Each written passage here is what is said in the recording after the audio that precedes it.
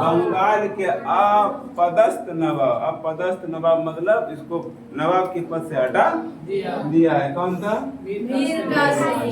तीनों की सेना, तीनों की सेना को तिलगुट सेना बोले। तीनों की सेना को क्या बोलेंगे? तिलगुट सेना कहाँ पहुंचा? बक्सर पहुंचा। कहाँ पहुंचा? तिलगुट सेना कहाँ आया? बक्सर आया। तिलगुट सेना मतलब तीनों का सेना। तिलगुट सेना मतलब किसका किसका? सुनना अच्छा से। शाह आलम द्वितीय का सेना, शुजा-उद-दौला का सेना, मीर कासिम का सेना। शाह आलम द्वितीय कहाँ का शासक? दिल्ली का शासक। कहाँ का शासक था? दिल्ली का शासक था। ये अवध का शासक कौन था? शुजा-उद-दौला। मीर कासिम बंगाल का अपदस्थ नवाब, यानी नवाब का पद इनसे छीन लिया गया था। जिस कारण बक्सर का युद्ध हुआ। बक्सर का युद्ध में किनका सेना? शाह आलम द्वितीय का सेना, शुजा-उद-दौला का सेना, मीर कासिम का सेना। तीनों का सेना कहाँ पहुंचा? ब्रिटिश ईस्ट इंडिया कंपनी का एक सेनापति था जिसका नाम था हेक्टर मुनरो। बड़ा खतरनाक था। उनका भी सेना कहाँ पहुंचा? बक्सर के मैदान में पहुंचा। हेक्टर मुनरो ने तोप का इस्तेमाल किया। किसका इस्तेमाल किया? तोप का इस्तेमाल किया था। किस युद्ध में? बक्सर के बक्सर का युद्ध का हुआ 1764। अरे बक्सर का युद्ध कब हुआ? 1764 में। केकरा के बीच में? तिलगुट सेना और हेक्टर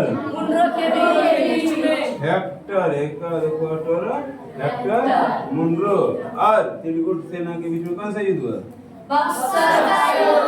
कब हुआ था?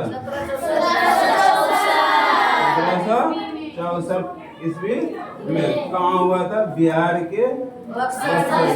कहाँ हुआ था? इस तिलगुट सेना का नेतृत्व मुगल शासक शाह आलम द्वितीय ने किया था।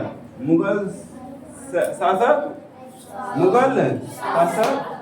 शाह आलम द्वितीय ने तिलगुट सेना का नेतृत्व किया था। और इस युद्ध में हेक्टर मुनरो ने तोप गोली का इस्तेमाल किया, बंदूक का इस्तेमाल किया, जिसके कारण हेक्टर मुनरो बक्सर के युद्ध को बहुत आसानी से जीत गया। जीता जब मीर कासिम सबसे पहले भागा। पकड़ा दोनों को, शुजा-उद-दौला और इन दोनों को पहले तो एकरा बोला गिरा शुजा-उद-दौला को, भाई तुम युद्ध में का आया है, तुमको तो नहीं हटाए थे। डेट तक निकाल रही है।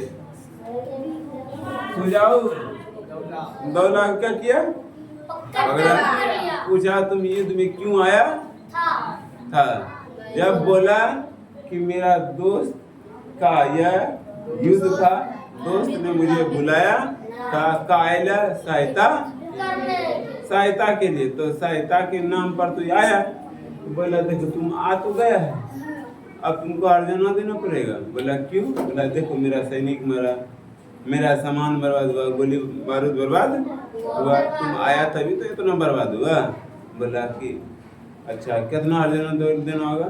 बोला कि जितना तुम्हारे पास सपना में तुम सोचा नहीं वो उतने डिमांड करेंगे। 50 लाख का मांग।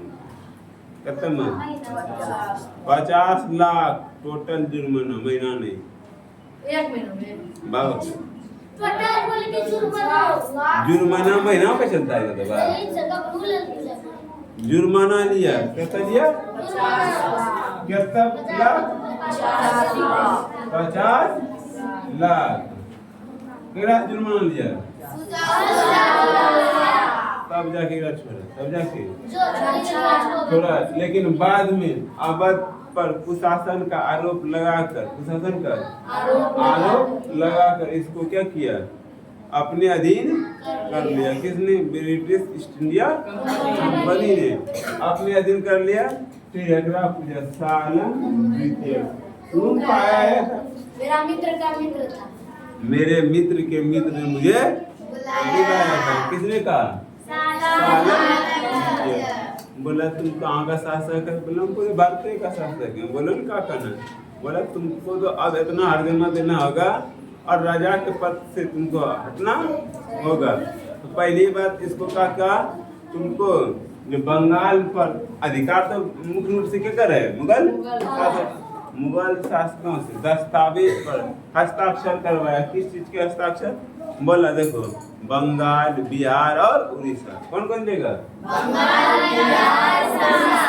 बंगाल हो गया, बिहार हो गया और एगो उड़ीसा। इन तीनों का दीवानी हमारे पास रहेगा। दीवानी मतलब राजस्व, टैक्स। राजस्व यानी इस राज्य से जितना भी टैक्स वसूल होगा उस सारा का सारा वसूल हम करेंगे। किसने कहा? अंग्रेजों ने। नवाब के पद पर मिर्जा पर ये कठपुतली है। क्या है? ये क्या है रे? कठपुतली है। जो कहेगा गवर्नर वही करेगा। तो मुख्य कौन था? सालम द्वितीय। अगला से दस्तावेज पर सिग्नेचर करवा लिया। किस चीज का दस्तावेज?